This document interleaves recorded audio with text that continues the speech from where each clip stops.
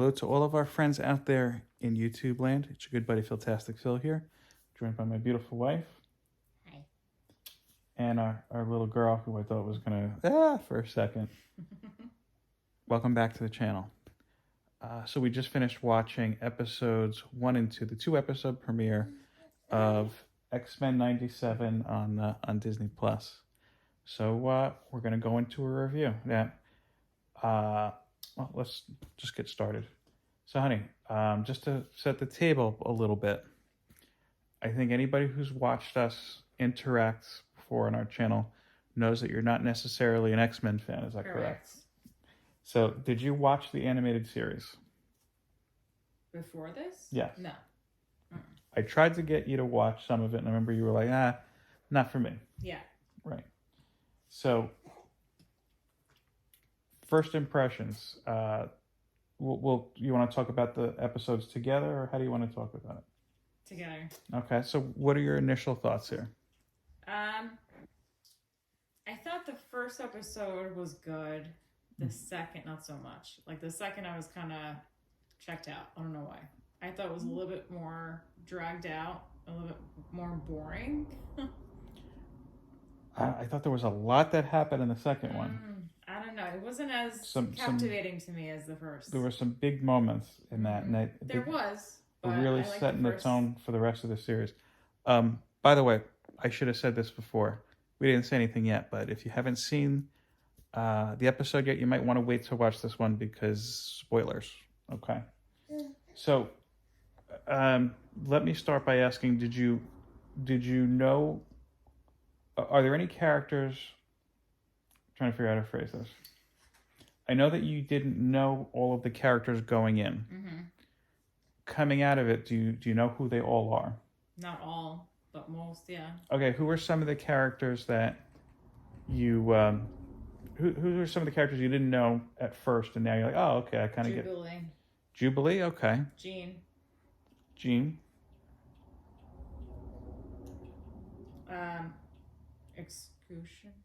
The Executioner. Which, by the way, I finally had a spec pull off. I don't know if the book is going crazy now. Probably not. But if you don't know what I'm talking about, go to the video. I'm going to link here and put a card up there. It's got Cyclops on it. It's hard to miss. Scott. You didn't know Scott before? You didn't know Cyclops? Cyclops I did. I didn't Cyclops is Scott. I didn't know his name was Scott. Okay. Well, there you go. Did you know Storm? Yes. Okay. Well, yeah. Did you know Magneto? Yeah. Okay. Did you know Bishop? No. Okay. I like that he's included here. I know that some people were complaining that he's not in his classic 90s look, but I think this one works better. If you haven't seen the series yet, it is set in the 90s. And that's kind of one of the things I like about this is that they're not like going out of their way to jam it in, but you know, it is in a 90s setting, like you saw like a set player and everything. Yeah. What did you think of that aspect? I like that aspect of it. Did you know Beast? Well, yeah. I thought you didn't know Beast. Yeah, okay. I did from the movie. Oh yeah, from the first past movies. She didn't see. She refuses, I should say, to see X2. Yeah, no. And she hasn't seen X3, which is probably for the better. Mm-hmm. No. Yeah. That's where I just set my boundaries at. I'm like, I'm good. It's a shame because many argue that X2 is the best of the X-Men films. It was my favorite for a very long time. I like the first one. I'm not going to lie. Yeah, but you haven't seen the second. No. So you don't even know. You might really enjoy this one. You see Nightcrawler. You see the Weapon X facility. I liked Apocalypse. I'll give you that. She liked Apocalypse. A lot of people are a little iffy on that. So this kind of ties a little bit into something you saw in Apocalypse in X2. Because you do, it is very Weapon X heavy in X2. I don't see the connection though. Remember when you saw Wolverine for 30 seconds in Apocalypse? Oh yeah. Yeah, he just escaped Weapon X. Yeah. Okay. Back to the animated series though. See, we can't branch off too much. So, what is it that you liked about about the first episode at least that you didn't like in the past about the X-Men? I liked how Jean was talking about maybe removing themselves from the group because now they have a baby arriving and all that. I like that aspect of it because it makes you kind of think, oh, they're thinking about their family and growing their family, so that sets their priority more so than being in the group and all of that. I like that. She likes it too. Yeah. Now, I don't know if you're aware, that baby is a character that you've seen in a Deadpool film. It is? Remember I explained that the Summers family tree is a little strange? Yeah. So do you know who that baby is? No. Do you know who Cyclops' son is? No. That baby is Cable. No. Really? Yes. And what? She just bumped into me. I thought you said what? How? No, I know how. Wait, no. So in the X-Men lore, and it, given that there's spoilers. Given how this second episode ended on a cliffhanger, what did you think of that? Before we go into it, and I'll explain what happens in the comics. I was a little confused with that, to be honest with you. So, Dark Phoenix Saga, which you saw the Dark Phoenix movie. Yeah. That's not exactly the best representation. I argue that if you do want to see a great representation of the Dark Phoenix outside of the comic, I thought it was okay. the best version is the animated series, the original animated series, because you see Jean becoming the Phoenix and you see her going away, which is kind of what you see. You do see a little snippet of that if you noticed in the intro titles. My daughter's smiling at me every few minutes. That's why I'm just kind of... So, and people kind of called Cyclops out on this. So, the original Dark Phoenix saga ended with Jean Grey dying. Yes, my daughter just went...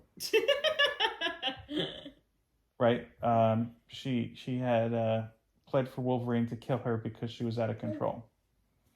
So, she's dead. Cyclops starts dating a woman who looks just like Jean Grey. And they get married, and they have a child, and it turns out that the woman is a X-Men villain now known as the Goblin Queen. Okay. So Cable is the son of Cyclops and Madeline Pryor, the Goblin Queen. So I have a feeling that that's kind of where they're going, especially, again, the title card, they refer back to the Dark Phoenix saga. You see Jean, I'm thinking, Jean kind of resurfaced later on. So I'm thinking maybe you're going to see part of that into the series. I haven't read sorry, as I do shitty camera work. I haven't read any of the title cards or anything. I know that they're out there for the animated series. What did you think about Morph? Which one was that? I'm trying to think. You only saw him for a few minutes. This is the one that everybody was pissed about 2 weeks ago. He basically looks all white, and he shapeshifts. Oh, yeah. Hey, I thought he was a good character. Yeah, in the original animated series, he was seemingly killed off in the first episode, but to come back as a villain and then change his ways back to heroic. I mean, I'm not familiar with him, obviously, but from what I gather, he was a good character. What are some of the tropes or the things in the stories that you enjoyed in these first 2 episodes? Like I said, I liked the fact that it was more family oriented, with the baby arriving and them removing themselves from the group, or thinking about it at least. But then the second episode, I felt it was a little bit more gloomy, a little bit more sad, because she was like having these visions that something wasn't really going to be right, or something was bad going to happen. And then the ending was a little gloomy. So I thought like it was a little bit more depressing than the first one. It was a different tone. We had a couple big things in there too. Yeah. Storm being depowered and leaving the team. Right. You don't know the whole thing between Magneto and Rogue. I thought you might pick up on that. So they touched on it a little bit, if I remember correctly, in the first animated series. In the comic, there was a story where Rogue and Magneto were stranded in the Savage Land. The Savage Land is this area of the Antarctic that's hidden, that is basically like a tropical rainforest in the middle of the Arctic, right? Mm-hmm. In here you have dinosaurs that are alive. Magneto had tried to build a sanctuary there at one point, and it didn't quite work out. We'll just put it that way. For some reason that I don't think anybody's ever explained, I could be wrong. Tell me if I am. It's the internet, so I'm sure somebody will. Mutant powers are turned off, basically, when you go into the Savage Land. So Rogue's power, I think you're aware of this, she can't touch bare skin. If she does, she absorbs that person's power and memories and whatnot. That's how she delivered the baby. Yeah. So, I like that. I like that part. Rogue and Magneto kind of figured out, hey, if Magneto turns on his... Well, I'm sorry. I'm jumping ahead into something else. So basically, Rogue and Magneto had a bit of a relationship, we'll say this, while they were in the Savage Land. And that's what they were kind of referring to early on when he was like, oh, you want to touch me? And I think they're kind of sprinkling a little bit of, in the Age of Apocalypse, remember that's an alternate storyline. Right. Rogue and Magneto are married and have children because Magneto figured out he could create basically like a magnetic if you speak English correctly, kind of like a force field over his body, so he can touch her, and they could do what they got to do to create children without being affected. And you saw kind of a little dabble of that storyline in here, if you noticed. And Gambit is not happy about that at all. Mm-hmm. So now Gambit, I'm not sure if you remember this. This wasn't meant to be a little history lesson in the useless X-Men information, I know, but here we are. It was revealed, and it was kind of a storyline that was teased for a long time, but was never a big payoff, that he had at one point worked for Mr. Sinister, who's been teased a lot in the title cards. And he actually led Mr. Sinister's group, the Marauders at the time, to where the Morlocks, those are the people who live in the sewer you saw, lived and helped slaughter a bunch of them. So I don't know if you're going to see Gambit kind of turning back to Sinister for something. You do see the Morlocks here too, just for a brief minute. So I don't know if they're tying everything together like that. But there was definitely a lot to unpack in these first two episodes. After I explained some of those things, does that change the second episode in your mind? Somewhat. What about that whole scene with Magneto? I thought that was so wonderfully handled. And the relationship between Storm and Jean. That was good. I just overall thought it was a little bit more depressing than the first one. So let me ask you something. Here's the $1 million question. There's going to be, 8 more episodes left? Are you in for the rest of the ride? I mean, I'll watch it, but... It's very enthusiastic. Am I really excited over it? Not really. So, did you like this better than you anticipated you would, overall? Maybe. Okay. If you had to rate the first 2 episodes together, scale of 1 to 10, what would you rate it? 5. Still harsh. I enjoyed it a lot, as you may be able to tell. Well, you're biased, though.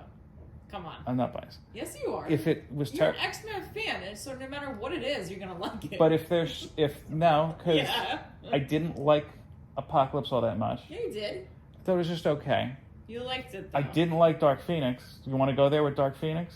Yeah, but Dark Phoenix was a little bit different, plot than your. They have all these great powers, but they can't cross the street. Right, but that's not like Figure a that true out. X-Men movie, though. It is. Yeah, but it's really not. It is. No. Not like your typical X-Men movie, I should say. Yeah, it's terrible. That's what. No, but I mean, it's a different, character-wise, it was different. It was a different, scenario than because an X-Men it was movie. crap. At one scene, if you look very closely, I think you see Jennifer Lawrence signing the back of the paycheck in the Mystique costume, like the Fox paycheck. It's before the merger. Anyway, I'm getting ahead of myself. So I don't know if we're going to do these reviews weekly or if we're just going to do it all at the end. We'll have to discuss that. But yeah, that's what we have to say about it. Is there anything else you want to add? I think you're looking at these shows with a rose-colored glasses because in your mind, you're like X-Men. So no matter what it is, you're going to like it.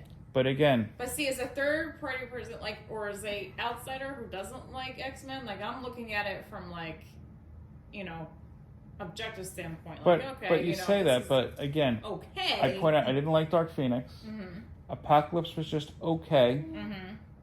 I didn't like Wolverine Origins. That's a pretty crappy movie.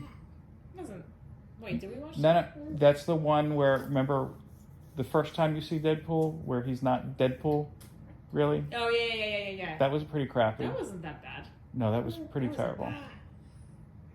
She agrees with me, see? The only thing good about that movie, I think, was Liev Schreiber. And the fact that without that, you probably wouldn't have Deadpool.